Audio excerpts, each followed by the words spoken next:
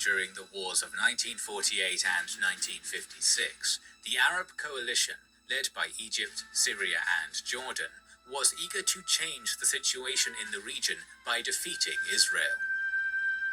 Both sides understood that the conflict was far from over and were preparing for the next stage of confrontation. International interference and the inability of the sides to find a settlement made one of the most iconic conflicts of the modern era, the Six-Day War, inevitable. On May 13, 1967, the Soviet Union falsely informed Egypt about the concentration of 11 to 13 brigades of the Israeli Defense Forces with an intent to strike Syria. In response, Egypt started concentrating forces along the border with Israel in Sinai, and on May 16th demanded that the UN peacekeeping forces leave the peninsula. At the same time, Israel refused the request of the UN to deploy the UNEF on their side of the border. In the next few days, Egypt, Israel, Jordan, and Sudan started mobilization of their forces, Iraq sent expeditionary forces to Jordan, and Saudi Arabia expressed its willingness to participate in military actions. But the turning point, which made the full-scale confrontation inevitable, was the decision of Egypt to block Israeli ships from entering the Straits of Tiran on May 22nd and 23rd. On June 1st, Israel established a national unity government, which on June 4th decided to go to war.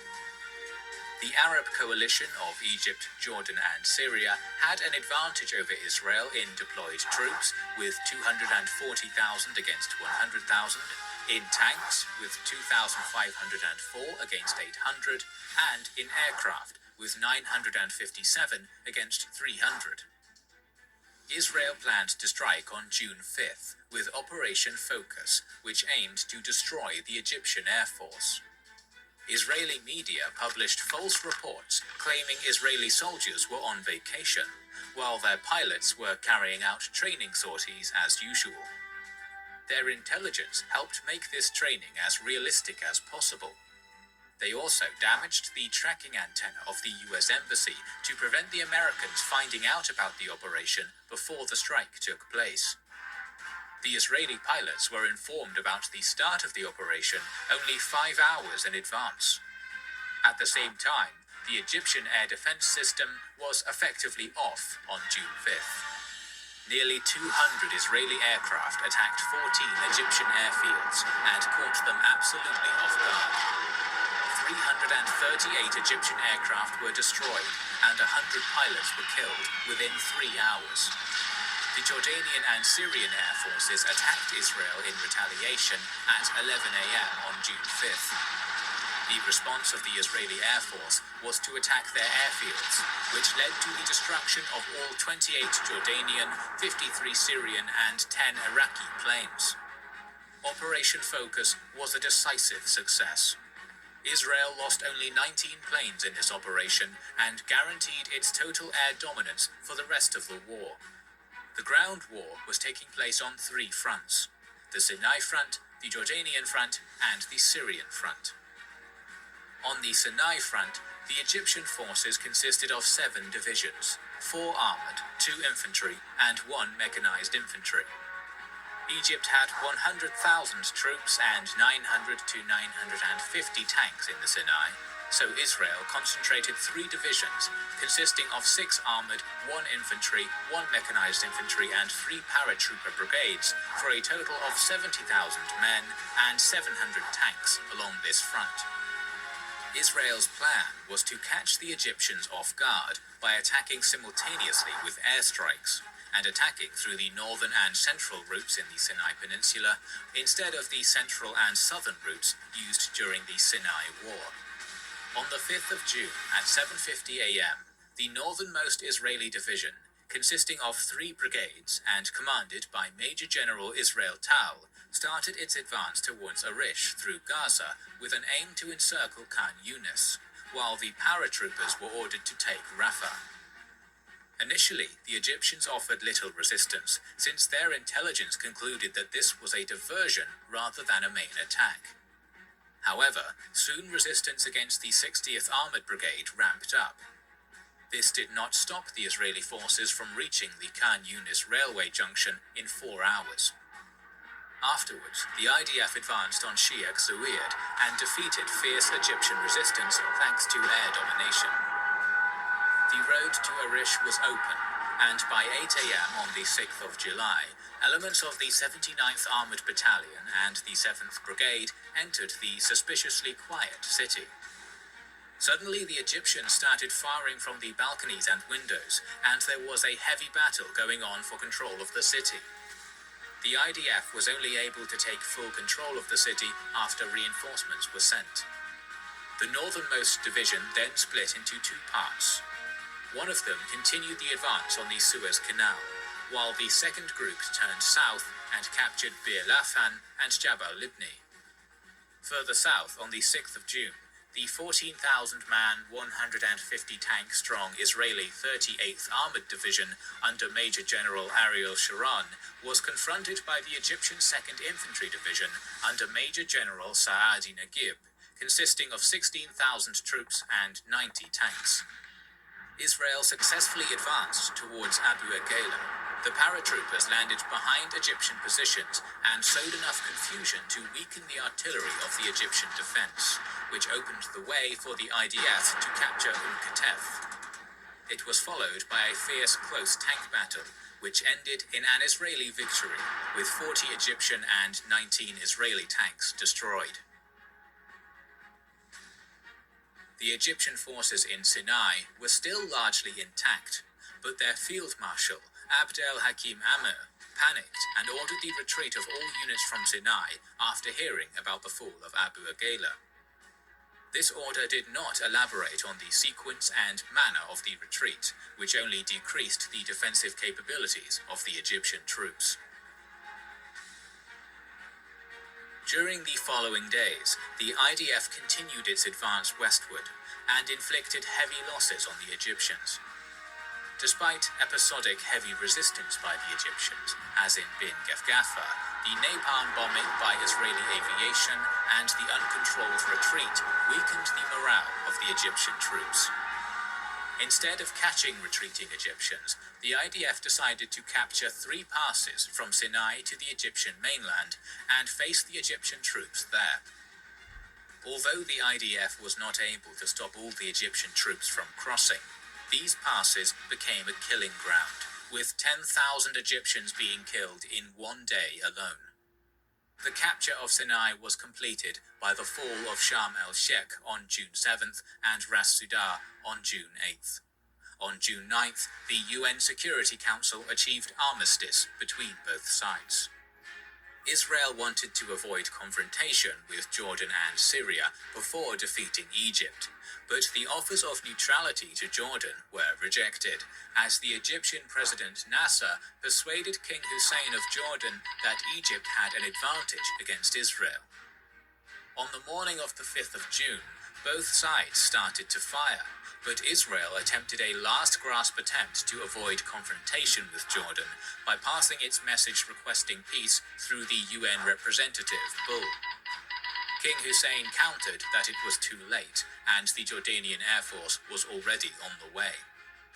Jordanian and Iraqi aviation started shelling Israeli-controlled West Jerusalem, which caused 16 military and 20 civilian casualties, with 900 buildings damaged. Israel responded with its own air attack within Operation Focus, which damaged the military aviation infrastructure of Jordan and secured Israeli air dominance. East Jerusalem was controlled by Jordan at the time, and the Jordanian army took position in the UN residency, the government house, to fire on the Israeli sector. The Jerusalem Brigade's Reserve Battalion 161 of Israel took the government house despite heavy losses and forced the Jordanians to retreat to Bethlehem.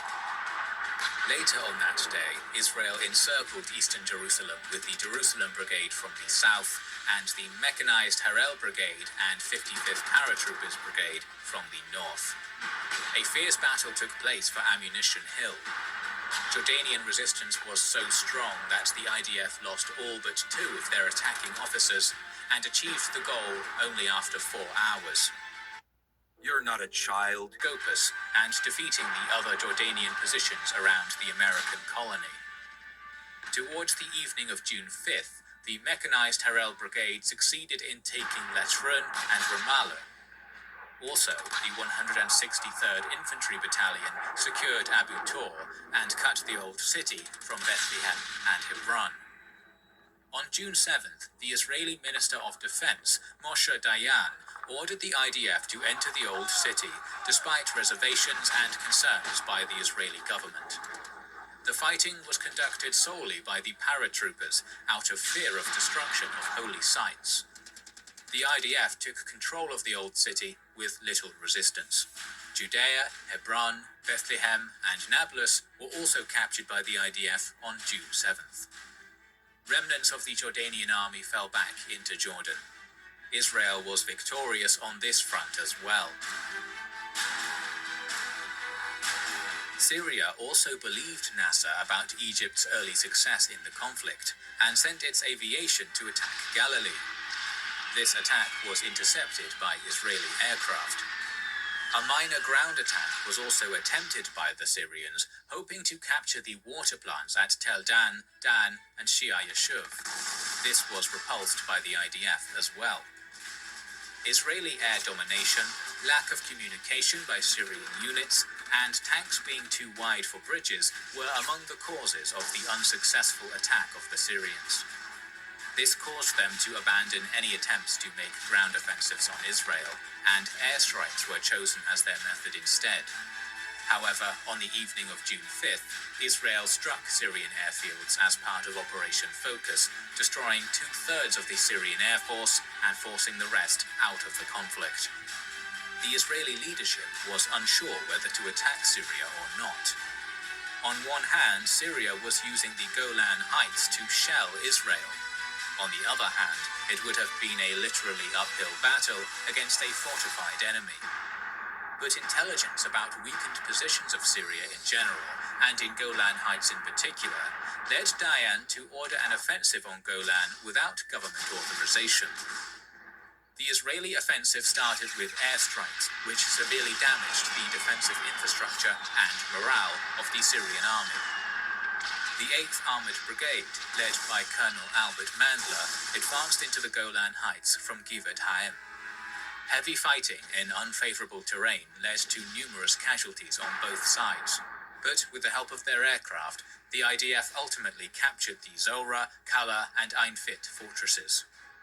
In the central sector, the Israeli 181st Battalion captured the strongholds of Dardara and Tel Hilal after fierce fighting. By the evening of June 9th, Israel reached the plateau, which allowed reinforcements to join them.